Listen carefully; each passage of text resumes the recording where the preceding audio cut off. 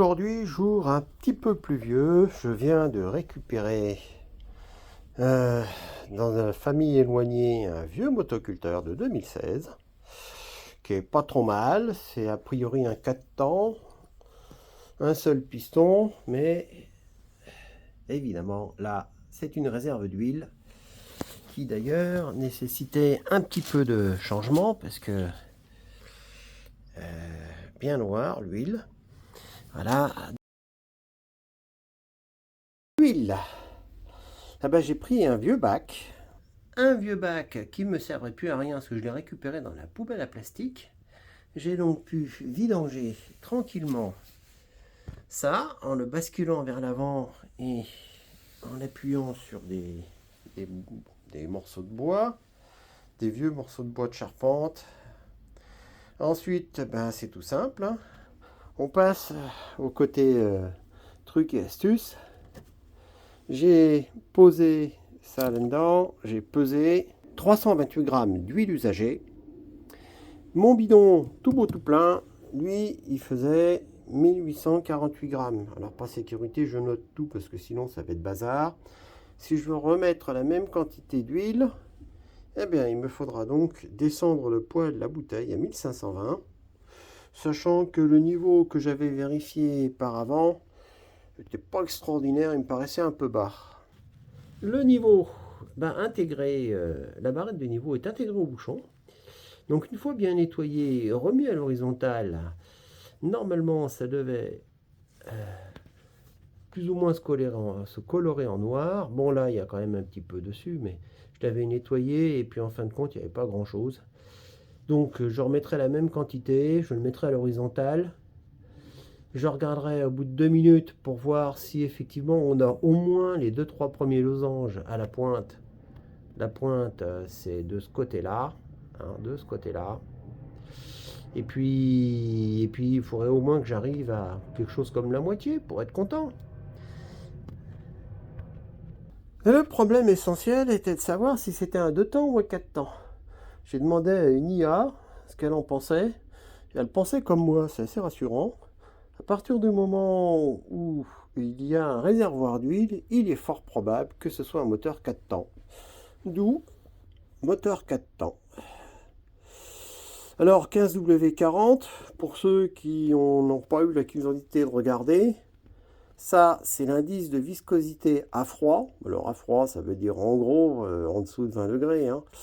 Parce qu'un moteur quand ça chauffe, ça chauffe. Alors plus on est près de zéro, plus c'est fluide. Voilà. W ça veut dire winter en anglais, d'après ce que me disait l'intelligence très artificielle. Et le 40, c'est quand l'huile est chaude. Alors une huile chaude, on est plutôt près des 100-120 degrés quand même. Hein, c'est la température d'un moteur comme un moteur de bagnole. Hein. Donc ça, bah écoutez, j'ai pris un peu plus élevé. J'avais le choix entre du 30 et du 40. Et en prenant du 40, bah, elle sera un peu plus visqueuse que du 30. Peut-être que le moteur aura peut-être un peu moins de puissance, mais l'huile circulera et lubrifiera, protégera un peu mieux le moteur et j'aurai probablement un petit peu moins de fuite si tant est qu'il y a des fuites au niveau du piston. Vous savez, les petits cercles, comment ça s'appelle ça? Les petits cercles qui servent de joint. Bon, c'est pas grave, je retrouverai peut-être le mot un de ces jours. Et donc maintenant, j'ai plus qu'à faire les niveaux parce que ça fait bien 2-3 minutes quand même que j'y suis. Avec un petit peu de curiosité, on voit bien l'huile franchement noire usagée que j'ai mis dans une bouteille en attendant de l'amener à la déchetterie et l'huile neuve de demi-synthèse. Quand même, il y a une sacrée couleur, donc on voit bien que l'huile était quand même pas tout à fait neuve. Alors une huile se colore très vite une fois qu'on la met dans le moteur, parce qu'il y a toujours un restant d'huile usagée. Par contre, si vous faites ce genre de manip, procurez-vous un entonnoir, sinon ça va être un petit peu sale à l'arrivée. Côté intéressant des choses, j'ai donc versé de façon à remplir l'entonnoir et c'est descendu de 100 grammes. Moi, il me faut 300 grammes. Je vais faire en fait 3 pleins d'entonnoir, puisqu'un entonnoir me fait à peu près 100 grammes, ça va me faire 300 grammes. Je devrais pas être loin de la vérité. C'est empirique, hein. Parce que si je verse plus ou moins lentement, je suis d'accord que j'aurai pas exactement les mêmes quantités, mais je ne devrais pas être très loin de la vérité. Deuxième entonnoir qui se vide un peu plus vite que la vieille huile bien usagée. Probablement pas la même viscosité.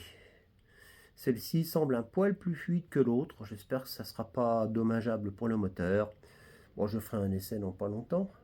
J'aurais dû vidanger, ou je devrais vidanger, le réservoir à essence, puisqu'il reste un peu d'essence dedans, mais soit le réservoir est magnifiquement étanche, je me demande d'ailleurs comment ça pourrait être possible, soit effectivement il a été utilisé il n'y a pas si longtemps que ça. Petit contrôle, après le deuxième entonnoir, j'en fais 1652. Là, c'est 90 grammes ou un peu plus. C'est pas mal.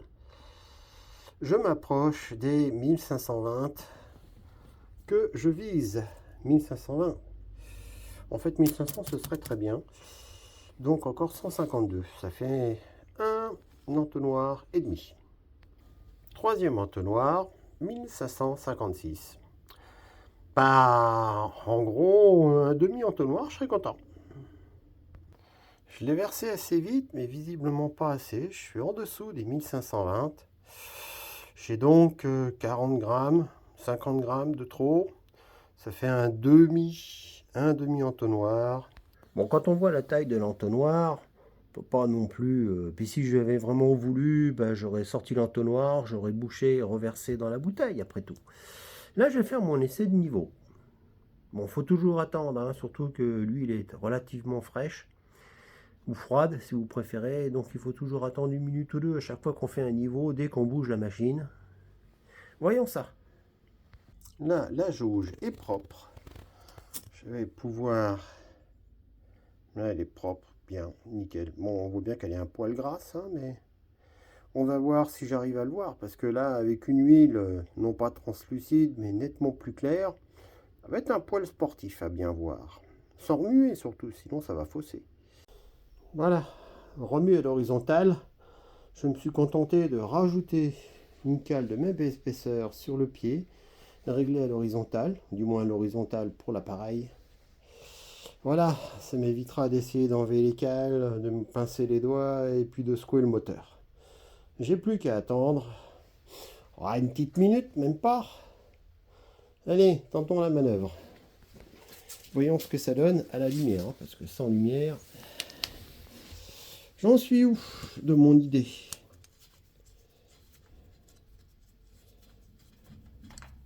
La réponse est bordélique. Misère. Comment voulez-vous? Voilà, je vais faire le niveau comme ça. Je vais mettre les doigts derrière pour que la mise au point se fasse. On voit pas grand-chose. Bon, il y a un peu plus d'huile qu'avant. Je pense que quand le moteur va tourner, l'huile va se colorer un peu avec le résidu qu'il y avait à l'intérieur. Je verrai plus qu'elle l'air au prochain essai. Donc 2-3 minutes et on voit ça. Je vais d'abord faire tourner le moteur à sec. C'est-à-dire en fait sans brancher la bougie, puisque il y a de l'essence, il y a tout ce qu'il faut pour qu'il démarre. Donc je vais débrancher la bougie de façon à faire tourner les engrenages, quels qu'ils soient, pour qu'ils puissent d'abord se graisser. Voilà, j'ai replacé l'alimentation de la bougie. Ça se voit plutôt bien. Il est plutôt bien mis. La bougie est propre. Ça, c'est en place. C'est bien serré. De toute façon, c'est pas dramatique. Le cache qui se fixe sur la même vis, ce qui n'est pas idiot. Voilà. Ça, c'est fait. Alors avant de démarrer ou quoi que ce soit, je vais quand même jeter un œil dans le carter. J'y avais trouvé une pièce bizarre, probablement un bouchon de quelque chose. Voilà, en enlevant le cache des entraînements, je me suis trouvé avec une pièce qui visiblement a été usée de partout, probablement par frottement avec les... Oh oui, avec les courroies. Bon, j'ai quand même regardé si les courroies sont vaguement en état. Voilà, allez. On dévisse gentiment. Je vois qu'il y a un petit réglage de côté. Ah oui, on peut visiblement décaler un peu. Ce qui est à peu près normal puisque il n'y a qu'une seule vis que j'ai un peu de mal à enlever d'ailleurs. Avec les doigts ça va toujours mieux. Quoique. Voilà. Hop, enlevons le capot. Je décale légèrement puisque j'avais un téton. Bon, un peu de poussière. Voyons voir ça. Un peu mou tout ça. Un peu mou, mais c'est normal parce qu'elle est en position stop. J'en ai une de courroie ici, j'ai une courroie ici. Visiblement, il faut pas que ça foute le camp. Elle n'a pas l'air craquelée. Pas l'air très moche. Bah, évidemment, ça, effectivement, il y a de la poussière un peu de partout. Il ne faut pas non plus rêver. Je balancerai un grand coup de brosse. Ouais. Ça n'a pas l'air trop mal. Et donc, où elle est ma pièce mystérieuse? Qu'est-ce que j'en ai foutu de ma pièce mystérieuse? Ah. Et c'est donc là qu'il faut deviner si cette pièce-là peut aller quelque part. Je ne vois pas pourquoi il faudrait une pièce en plus pour que ça marche, comme on dit. Visiblement, les réglages s'en font avec ça. Voyons voir un peu. Il y en a une pour marche avant. Ouais, c'est bien ça. Marche avant. Et l'autre, marche arrière. Ok, j'ai compris. Non mais ça, des fois je comprends. Hein. Ça c'est la courroie pour faire marche arrière. Ça c'est la courroie pour faire marche avant. Bon. Évidemment. Oh, c'est peut-être la même. Non, c'est pas la même courroie. C'eût été trop bien qu'ils envisagent la même courroie. Alors plus ou moins vite, je pense que c'est certainement les gaz d'admission. Et puis voilà. Alors comment ils font un arrêt complet juste avec les gaz? Ça, je suis un petit peu étonné. Mais bon. Bon, toujours est-il que, hormis la poussière, comment voulez-vous? Par contre, ça ressemble vaguement à un tube de n'importe quoi qui avait rien à faire là, qui devait traîner là-dessus, qui a été usé, reusé, réusé, refrotté, qui correspond vaguement, effectivement, à quelque chose qui a été frotté. Voilà, pauvre malheureux. Comme quoi ça marche, on en trouve des choses. Hein. Bon, j'ai pas trouvé de rat mort.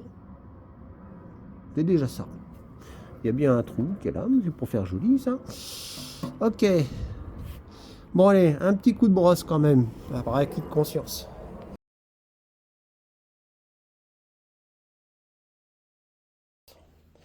Le filtre, eh bien, il a fallu le démonter, le dépoussiérer légèrement.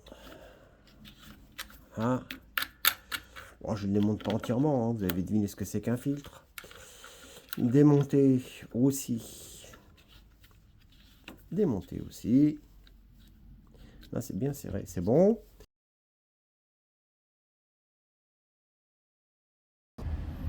Et nous voilà à l'extérieur, c'est mieux pour les gaz d'échappement, j'ai pas vraiment envie de me prendre ça toute la journée.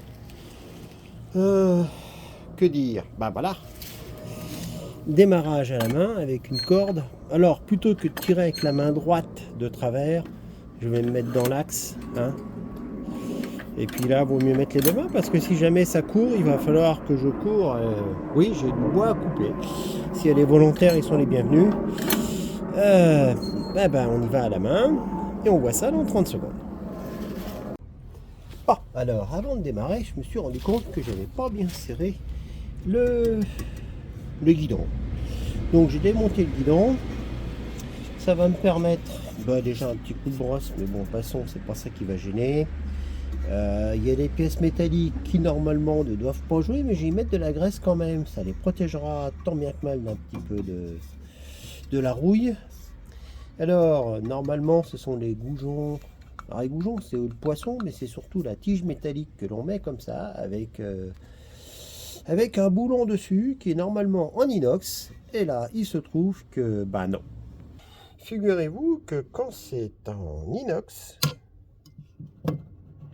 c'est pas aimantable. C'est amagnétique, l'inox. Et ça, de toute évidence, c'est sensible au champ magnétique, donc ça c'est pas de l'inox du tout, lâche-moi ça toi. Donc la graisse est vraiment justifiée hein. Bon, je suis pas mécano hein, non plus, mais un bon bricoleur, enfin bon, ayant beaucoup bricolé. Graisse de synthèse. Verte. Bon, mon père en avait de la rose, chacun son truc.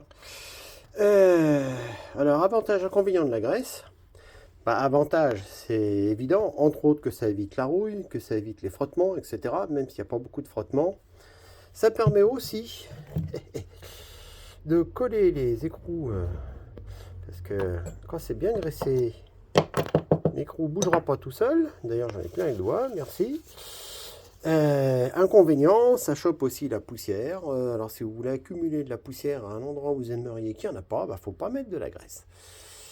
Il faut laisser libre pour que la poussière puisse venir et repartir. Sinon la graisse va capter la poussière et puis voilà. Allez, je remonte tout. J'en profite pour une petite précision. Cet écrou-là a une partie bleue à l'intérieur. Ça veut dire que c'est une partie en fait qui va légèrement s'écraser quand je vais le visser. Ça devrait éviter qu'il se défasse même si le pas de vis contient un peu de graisse. Normalement c'est un boulon que l'on dit autobloquant. Au pire je mettrai un deuxième boulon, enfin un deuxième écrou, ça fera écrou contre écrou. Hein. Il suffit de les serrer l'un contre l'autre, après ça bouge absolument pas, mais là ça devrait suffire. Voilà. La machine, elle n'est pas flambant neuve, elle est un peu dépoussiérée. Elle est chargée, prête à partir. Alors ce que je vais surtout faire, c'est mettre des gants, même si ça ne sert pas à grand chose sur ce coup-là. Je vais tricher un peu, je vais mettre une cale en dessous, là. Hop. Ouais, si j'arrive à le lever, voilà. Voilà, comme ça. Si, comme ça. Voilà. Ça me permet d'avoir une hauteur supplémentaire. Comme ça, je vais pouvoir le lever un peu en urgence si jamais d'aventure la pâté monsieur il voulait avancer sans moi. Essayons. Changement à l'approche. Je le mets entièrement sur cale. Ça le stabilisera un peu. La roue devant est pas vraiment stable. Il faudra que je corrige. Elle a une tendance à se désengager toute seule. J'ai essayé de le démarrer plusieurs fois. Une bonne odeur d'essence, il n'y a pas de problème, donc l'essence ça circule. Visiblement on va faire comme pour les voitures, on va vérifier qu'il y a même l'électricité qui passe au niveau de la bougie. Et pour ça, il n'y a pas 25 solutions. Hein. Alors déjà on prend un gant vaguement isolant, sinon on va se prendre une petite décharge des familles. Il va falloir, hop là pardon. Il va falloir enlever ça. Si, tu t'enlèves. Voilà. Et se demander si on a de l'électricité qui passe dans cette histoire. Et pour ça, pourtant elle n'est pas si crade, hein, peut-être passer un petit coup de papier de verre là-dessus, allez savoir. Hein, pas de raison, mais voilà. Donc on va faire ça comme pour une voiture. Alors pour ceux qui ne se souviennent pas ce que c'est qu'une clé à bougie, c'est ça. Bon, celle-là est articulée, mais articulée, un petit peu abîmée, mais c'est comme ça que ça marche. Petit constat, avec une clé à bougie, il n'y a que les vieux qui connaissent en fait. J'ai mis le doigt dans l'orifice, visiblement, je trouve qu'il y a beaucoup de graisse pour un endroit où il ne devrait y avoir que de l'essence. Donc quelque chose me dit qu'il y a peut-être eu de la graisse qui est partie où il fallait pas. Il va falloir que je nettoie peut-être l'intérieur, je sais pas trop comment. Et puis on va tester ça. On va déjà tester si l'électricité arrive. Hein, c'est déjà ça. Alors, pas si sale que ça. J'avais nettoyé, brossé avec une brosse métal.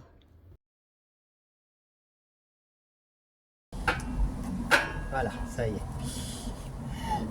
Tu vois, il n'y a pas besoin de serrer fort, c'est un joint métal. Donc les joints métaux, il faut le savoir, c'est pas beaucoup. Comme c'est un vissage acier ou métal, ça se serre et ça se desserre à la main, toujours. Enfin, ça s'engage et ça se dégage à la main.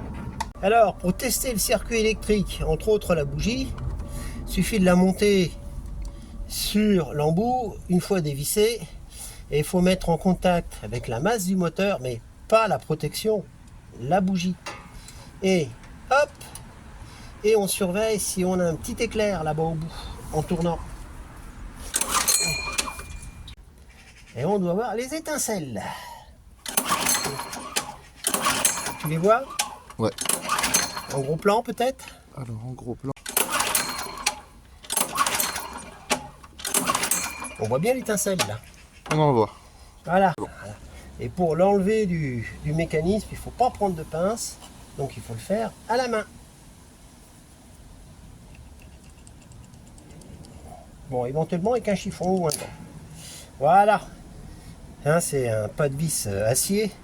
Donc ne jamais forcer le pas de vis, toujours à la main. C'est le dernier quart de tour que tu fais à la clé.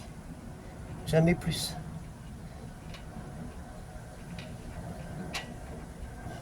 Voilà. Ah, ça se met gentiment. Et là, il se trouve que la bougie est légèrement inclinée de 5 degrés à droite. Ça, c'est la forme du moteur. Voilà. On appelle ça une clé, mais bon. Ah, c'est... Hop. Les bonnes clés à bougie, si tu veux. Toc. Voilà. Bouge plus. Il n'y a plus qu'à réengager. Toc. Et voilà. Là, c'est une bonne protection, ça. Voilà, c'est bon. Voilà, et quand tu ne peux pas démarrer, il faut tricher un peu, comme les vieux ils font. Je vous laisse deviner ce que je mets. C'est pas forcément recommandé, mais ça marche vachement bien. Quelques gouttes là-dedans, ça permet de mettre des vapeurs d'alcool à brûler qui sont beaucoup plus inflammables que l'essence. Surtout que là, visiblement l'essence était un peu vieille et son mélange a dû se déséquilibrer. Donc il faut, ben voilà.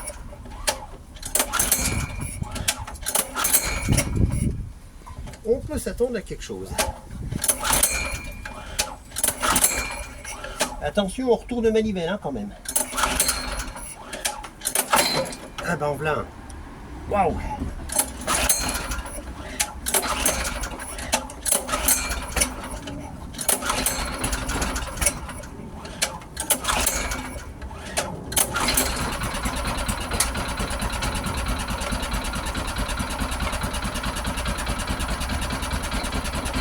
Comme quoi, il y a moyen. Au bout de quelques années, avec de l'essence propre, de l'huile neuve,